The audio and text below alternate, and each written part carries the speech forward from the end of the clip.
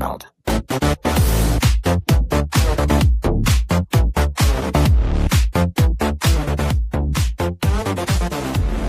All right, welcome to the Dean Arnold Podcast.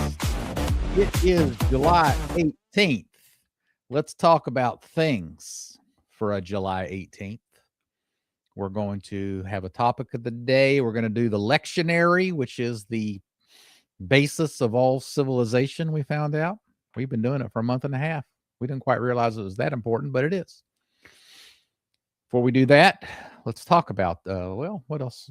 Things I got to say. I'm bringing sanity to an insane world because I'm running for Congress. Vote for me in November. And go to my website, DeanArnoldForCongress.com, and give. Where's my givers? Come on, guys. Comments and questions, very much appreciated. Come on up and do that. Share, subscribe, and like. Today's topic be a little bit different. Why not be a little bit different? Today's topic is Mr. Rogers. I think what did I have? Unusual and amazing American icon down there. Fred Rogers. I mean, out of nowhere, left field. Who is this guy? What happened? What was he? How did he do this? What is going on here? Mr. Rogers. Now, I mean, it's possible that, a bunch of you people don't know who the heck Mr. Rogers is. I think everybody knows who Mr. Rogers is. I mean, maybe there's some 20-year-olds, but I think they played a lot of reruns. So I think even you 20-year-olds know who he is. But if you're 30 and older, Mr. Rogers is like an institution. Fred Rogers, an amazing human being who revived in us the whole concept of goodness and was actually a little bit based before his time. I don't think that was his plan. Let me bring up some pictures here. There he is. Fred Rogers. I mean, this guy is like one of the most beloved guys in American history, I'd say, certainly in the last 50, 60 years. And what a nerd. Look at the guy. I mean, nerd.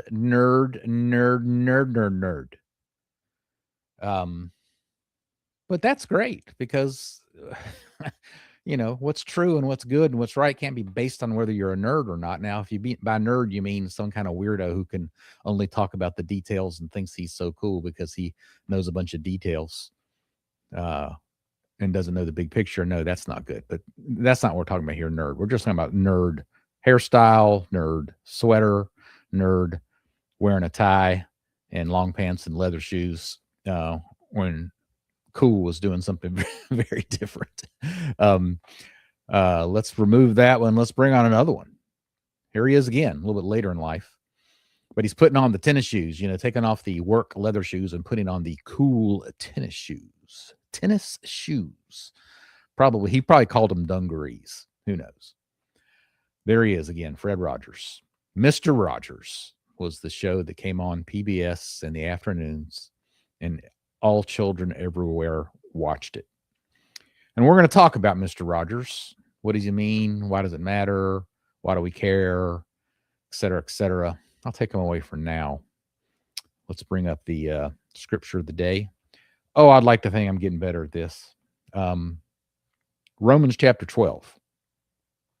I beseech you, therefore, brethren, by the mercies of God, that you present your bodies as a living sacrifice, holy, acceptable to God, which is your reasonable service. And do not be conformed to this world, but be transformed by the renewing of your mind, that you may prove what is good and acceptable and the perfect will of God. For I say, through the grace given to me, to everyone who is among you, not to think of yourself more highly than he ought to think, but to think soberly, as God has dealt to each one a measure of faith. Okay. Just a few things to say about this passage. First of all, in verse 1, he beseeches us. I beseech you. We don't say that anymore. I urge you. I double dog insist. I don't know. Beseech is just not in the vocabulary anymore. But he beseeches us to be a living sacrifice.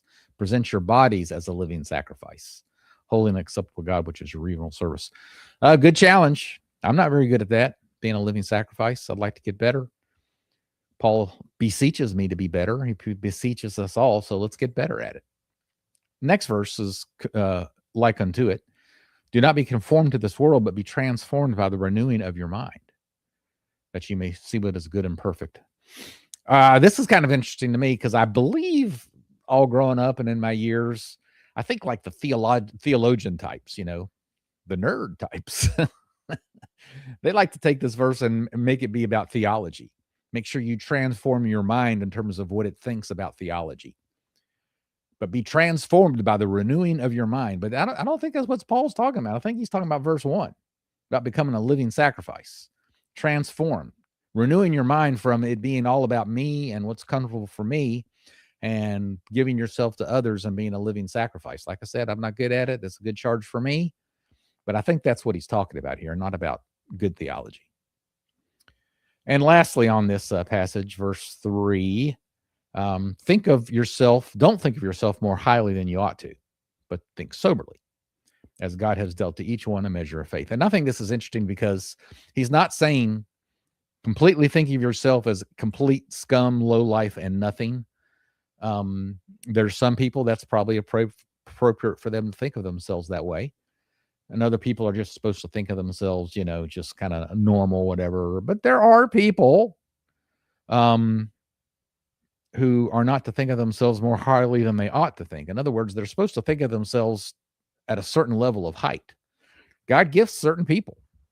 I mean, Paul himself, you got to, read through crazy passages where he talks about all the great things he's done and everything. And then he, flogs himself for saying such things. It's kind of funny, but I mean, there is a measure of faith where you got to realize I've got a calling and I got to go out there and do this and whatever. That's part of what I have to do. So don't think of yourself more highly than you ought. It doesn't say don't think of yourself highly, just more highly than you ought to, but think soberly, as God has dealt to each one a measure of faith. So if you have the faith and you think you're supposed to be out there being a leader, and this is an important passage because we like to just bash all leaders, like, oh, no one can pretend to be a leader. No one can pretend to have ambition. No one could pretend to think he's supposed to lead others. That's patriarchic and white supremacist. And, we're going to pull you down. You're trying to climb the fence and get us out of the prison. We're going to pull you back down. So there's a lot of that going on. So I just think that verse is a little bit helpful. There are people who need to think of themselves highly, and they need to humbly walk out their calling. All right, I think I've made my point. Gospel of the day, Matthew chapter 10. He who loves father or mother more than me is not worthy of me, and he who loves son or daughter more than me is not worthy of me. And he who does not take his cross and follow after me is not worthy of me. And he who finds his life will lose it, and he who loses his life for my sake will find it. And it goes on and on and on. I'm not going to read the whole thing. This is a reminder. And I think in our feminized matriarchal culture, family has become like an idol for many, many, many people. Family's great. I'm fully into it. I've devoted much of my life to encouraging people to have families and to have children and to love your families. But it can also become an idol. And it becomes an idol for many people in our culture. And Jesus says, no. If you love your son or your daughter more than me, you're not worthy of me. If you love your father or mother more than me, you're not worthy of me. And then we got all these saint stories that we've dealt with. Let me bring myself up while I'm making these points. We got all these saint stories, where yesterday we had, was it the mother's name, Julita, where her 3-year-old son came forward and fell down the steps, and she rejoiced that he died as a martyr before she did. She's not putting her son or daughter first, and she did not deny Christ, and she died a martyr herself. We got so many stories. Wait till we get to Faith, Hope, and Love, Sophia and her 3 children. Wait till we get to that one. I'm sure it'll come up on the calendar. I mean, what an example of not putting your children first before Christ. Wow, faith. I'm not going to spoil it. And I've already given you father or mother. Can't think of a saint story there. But yeah, none of that's supposed to happen. Jesus Christ first, and we die to Christ. And we lay down our lives more than loving any other thing, person, or whatever. A good reminder. And take up your cross and follow me. He who loses his life for my sake will find it. It's hard. The epistle today, become a living sacrifice. Do you have the faith to do that? Believe if you lay down all your things for someone else, that it'll come back to you. I don't know if I have the faith. I hope I do. But those are our scriptures of the day. Pretty good ones. All right, let's get into that saint of the day. St. John the Long-Suffering of the Kiev Caves. Let's bring it up. Venerable John, the Long-Suffering of the Kiev Near Caves. All right. That's a war going on in Ukraine, remember? And Kiev is the capital. Kiev, don't give me the Kiev thing. If you say Russia instead of Russia, I'll say Kiev instead of Kiev. I digress. But this guy, John the Long-Suffering, I think he's like 10th century. We'll be reminded in a bit. But this is Ukraine. We're having a war. This guy's a ancient saint from that area. Okay. Kiev Caves Lavra. Lavra means monastery. And he accepted many sorrows for the sake of virginity. That's been a topic the last few days because of the passages we've been gone through in 1 Corinthians. Can you overcome the lust that besets us, that makes us want to marry so badly, that makes many want to say that the idea of saying celibacy is better than marriage is stupid?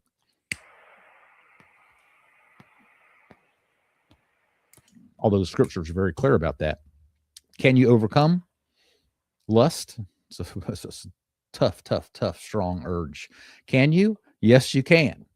Because you can follow the example of St. John the Long-Suffering. Wait till you hear what he had to do to overcome it, though. It weren't easy. Okay. He was tormented by fleshly lust, and nothing could deliver him from it. Neither hunger, nor thirst, nor heavy chains. Then he went into the caves where St. Anthony rested. He prayed to St. Anthony, please help me. And St. Anthony says, you have to become a recluse. Go out in the middle of nowhere, and that'll help you. So he goes into a cave from that time, and only after 30 years did he conquer the fleshly passions. So if you want to get over lust, if you're struggling with lust and praying to God, help me, deliver me from this temptation, very simple. Go find a cave in the middle of nowhere, live there for 30 years, and when you're done, you'll be finished with lust. That's what it says here. He had a tough road after that. He had to dig a pit, and he climbed into it, and he was covered from his shoulders with the dirt, I think. Then the enemy came to him to try to get him out of there. It was a fearsome serpent breathing fire, and sparks, tried to swallow the saint. Seized the monk in his jaws. St. John cried out to God, "Oh God, save me. Why have you forsaken me? Deliver me from this foul iniquity." And so suddenly a lightning bolt flashed and the serpent vanished. So that was nice. The divine light shone upon the ascetic, and a voice was heard. "John, here is help for you. Be attentive from now on. Nothing worse happen to you, and that you do not suffer in the age to come." How's that for a comforting voice? This is God himself. "John, here is help for you. Be attentive from now on, that nothing worse happen to you." I mean, worse stuff is going to happen to this guy. What about us? "And that you do not suffer in the age to come." So we've got an ongoing theme in this daily podcast of Hebrews 11, that they may obtain a better resurrection. And that's what's going on here with St. John the Long-Suffering, that you do not suffer in the age to come. God really wants St. John to be blessed in the age to come, to obtain a better resurrection. So that happens again. And he says, "Lord, why'd you leave me in torment for so long? I tried to endure." And the answer was, "I brought upon you temptation so that you might be purified like gold." So the Lord is very interested in that. I'm not very interested in that, but the Lord's interested in that. And if we find ourselves in serious suffering and tribulation and trial, this will be encouraging to us that God is trying to purify us because he loves us. He wants us to have a better resurrection. He's looking for that, like epics and epics and epics, eons and eons, ages and ages, eternal hanging out with him. And so that is the story of St. John, the Passion Bearer, St. John, the Long Sufferer. He died in the year 1160. We were wondering what year it is, and that's the year. Okay. So we can go ahead and get rid of that. Bring me back on. Let's talk about the saint of the day. No, let's not talk about the saint of the day. Let's talk about the topic of the day. Mr. Rogers. Okay, let me play first a I gotta get rid of that. I can do that. Let's start with playing the very famous opening scene of Mr. Rogers. And let's just go ahead and play that now. Here we go. It's a beautiful day in this neighborhood, a beautiful day for a neighbor. Would you be mine? Could you be mine? It's a neighborly day in this beauty wood, a neighborly day for beauty. Would you be mine? Could you be mine? I have always wanted to have a neighbor just like you. I've always wanted to live in a neighborhood. We watch this every day, with you, twice. So let's make the most beginning and end of the show. He did it every day, together, twice. We all watched it. Would you be We all loved it. Could you be mine? There's the nerdy shoes. Nerdy my shoes. neighbor? Nerdy. Won't you please? Won't All right, and a little coda in there. All right. There you go. So that was the intro. Nerd. But we loved him. Man, we loved him. And it was a children's show. Lasted for half an hour. It's on PBS. And he started his show in 1967, and I think it ended in 2000, 2001. It was on forever, every day. And I was born in 1964. So I'm 3 years old when he started his show. I had a next door neighbor named Christy. I would go over to Christy's house and we would watch Sesame Street, Mr. Rogers, The Electric Company. I mean, like clockwork. It was our daily liturgy. And we loved Mr. Rogers. He was fantastic. So I might have been 3 when Christy and I started doing that. 4 at the latest, I'd say. But if I was 3, then I was watching him when he first came on.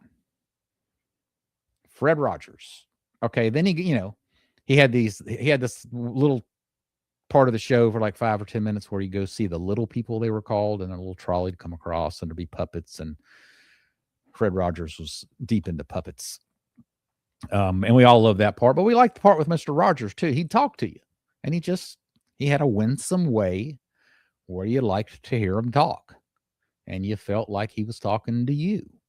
And some people just have that gift. I've been talking about that with the financial guy, Financial Peace. What's his name? But he's got that radio show, and he's always talking about some Joe Schmo about his finances. And for some reason, I'm just always listening because the head of the show, whose name I can't remember, is just so interesting to listen to. I think Rush Limbaugh was probably a little bit like that. Some of you hate him, but whatever.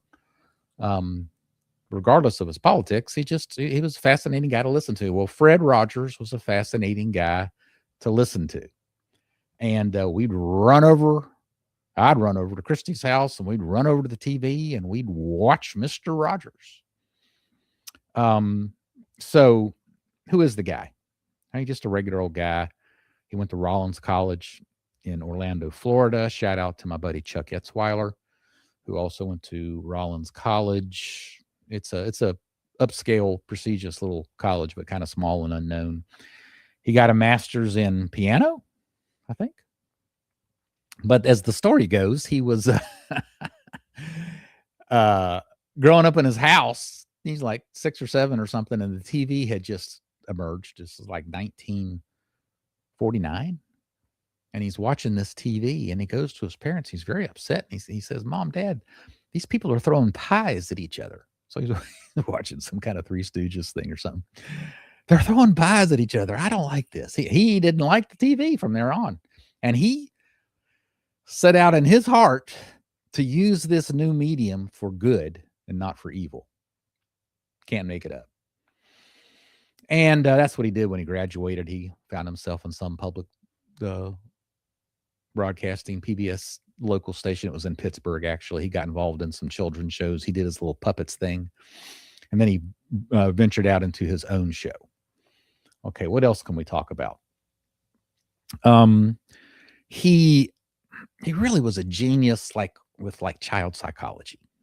He had a couple of friends that had doctor's degrees that he consulted with every day, but he just understood the fears and the concerns and the insecurities and the strengths of children.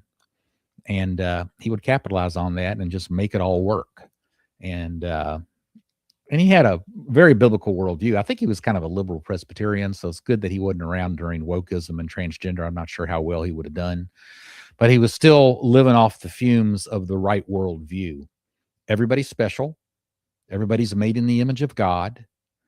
Man's a man, so woman's a woman. I'll play about that in a minute. And we need to be good and not evil. He was a Christian man.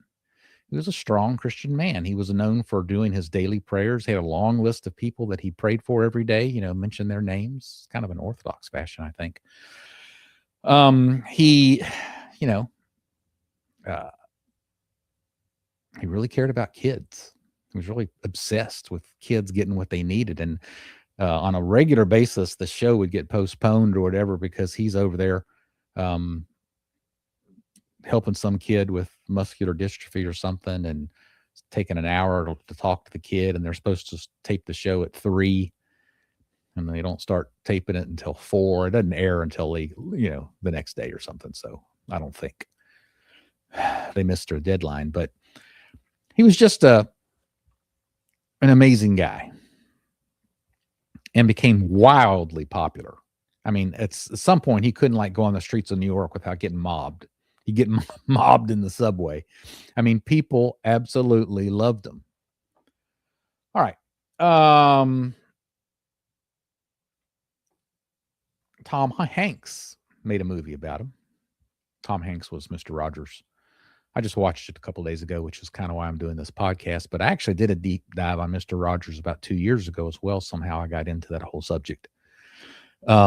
But Tom Hanks did a movie about him called A Beautiful Day in the Neighborhood, I think. Tom Hanks was phenomenal, as usual. And it was a great depiction of Mr. Rogers. Indeed, it was. And I think the reason they made the movie and the reason is a great storyline. Some guy for Esquire, that's a magazine for you younger people, like in 1998 did a profile of Mr. Rogers, and he was a crusty old expose kind of guy, and he comes away from Mr. Rogers and he writes this long piece about how phenomenal the guy was. And Mr. Rogers turned it around on him and kept asking him questions about his background and his broken relationship with his father and this kind of stuff. And the guy ends up, getting his life turned around because Mr. Rogers cared about him. It's a great storyline. But I think one of the reasons Mr. Rogers is so loved is he kind of revives the whole concept of goodness. And we have certainly in our day and culture, the idea of goodness has been destroyed. I think the 60s hippies had a lot to do with it. It's like nothing good. We don't want anybody good. We want any goody two shoes, whatever. Goodness is out. Well, Mr. Rogers, he made sure goodness was in. He was a good guy, a good person. He believed in the good over the bad, and he lived it out until the very end. I think he died at age 73 of stomach cancer, I think they said, but he lived it until the end. Revive the idea of goodness. All right, let's bring up another clip. I love this clip. I think you'll enjoy it too.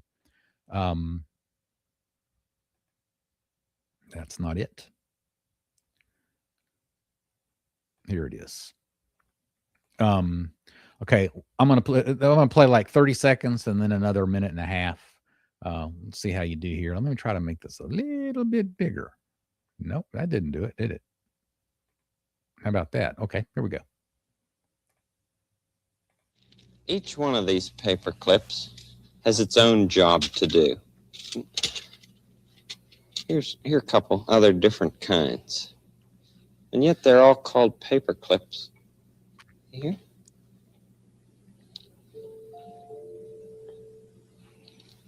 And here's another one. This is a small one that's strong. Each one is fancy. In its own way, just the way each person is fancy in his or her own way. Some are fancy on the... All right. Then he's going to sing a song, and I'm going to play that in a minute. But I wanted to play the first part for you just to give you an example. Those few of you who aren't familiar with Mr. Rogers, he would talk to the kids. And, I mean, that wasn't that interesting. It was okay, interesting. It wasn't boring, but it wasn't the content. It was him. He was sincere. He actually cared about you, and you could tell that. And it was slow. It was a little boring. It was a little bit interesting, but he was so freaking engaging that everybody loved him. They trusted him, and they listened to him. Now, this little thing about the paper clips, whatever, it's that biblical worldview I was telling you about. Everyone's made in the image of God, and everybody should be loved, and you don't want to make fun of people and that sort of thing. Now, what he's getting into here, he was ahead of his time. He's getting into the idea of I'm a boy or I'm a girl. I've got these parts, and maybe some girls don't like their special parts and some boys don't like their special parts. But Fred's saying, no, we're all made in a fancy way, and it's okay. And you need to enjoy and embrace your fanciness. All right, let's listen to the song. Outside. Some are fancy on the inside. Yes, sir. Everybody's fancy. Everybody's fine. Your body's fancy, and so is mine. Boys are boys from the beginning. If you were born a boy, you stay a boy. There you go. Girls are girls right from the start. If you were born a girl, you stay a girl and grow up to be a lady.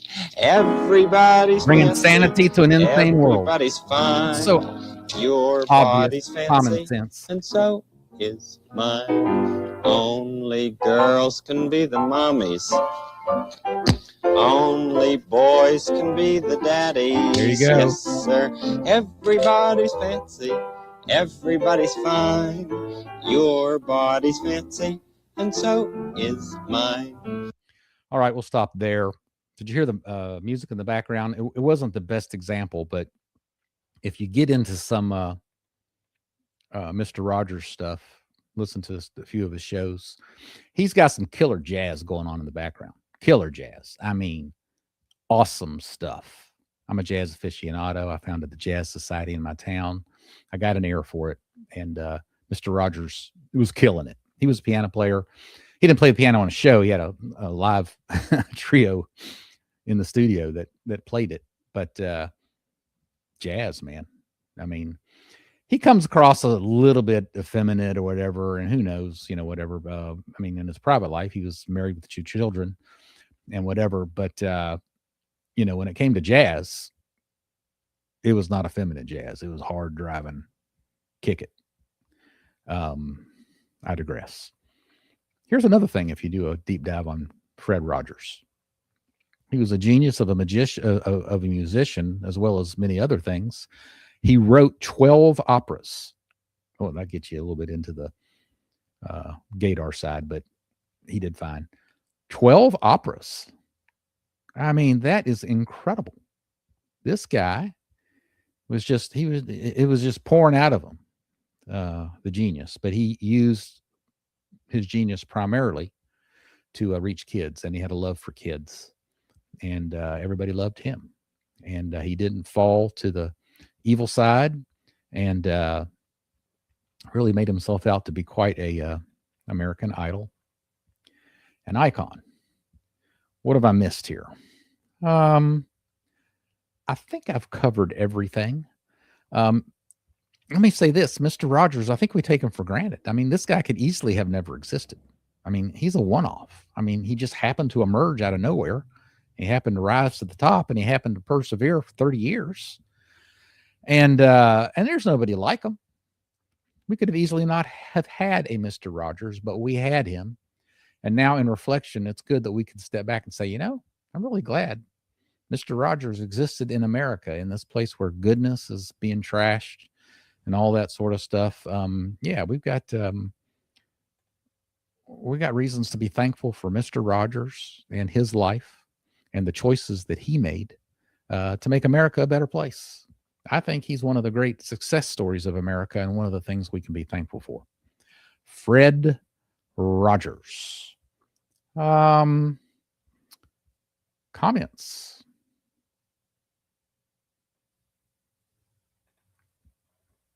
All righty, let me bring this over here so I can see it. Come on. Dean Arnold, you the GOAT. GOAT stands for greatest of all time. Eric, I will take it. I love Jay Dyer. All right. That was a few podcasts ago. And I'm glad I got the Dyerites out here. Need the Dyerites. You guys keep coming and keep commenting. He was a Presbyterian pastor. Oh, thank you. Yeah, I found you probably wrote that before I finally mentioned it. He was a Presbyterian pastor. It was PCUSA mainline. They went way Skittles and, you know, liberal later, but in Fred's time too. But like I said, he was sort of working off the fumes of traditional Christian worldview, and it didn't affect him too much, in my opinion. But thank you. Yes, he was a Presbyterian pastor. Best promotion on streamboo.org. That sounds like a bot. What do you think? That's what I'm going to say. I think it's a bot. All right. Vote for me in November. Give to my campaign, DeanArnoldForCongress.com. Share, subscribe, like. And I'm bringing sanity to an insane world. I keep telling you that, but it keeps being true. All right. Guys, we are out of here. It is July 18th. It's been a good one. Thank you, Fred.